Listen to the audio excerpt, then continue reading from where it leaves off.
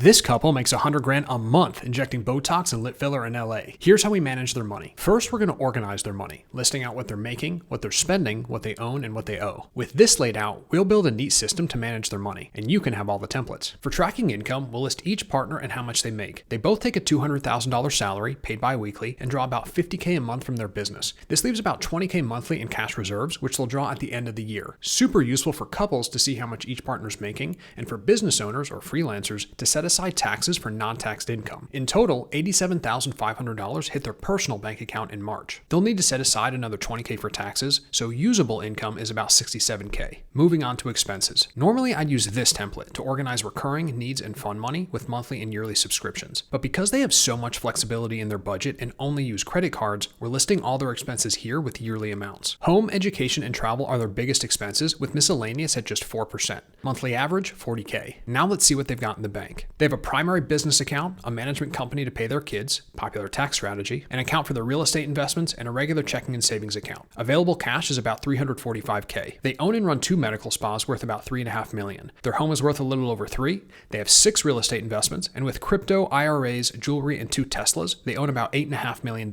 As for their debt, they've got a mortgage and some student loans worth about $2 million, making their net worth about $6.5 million.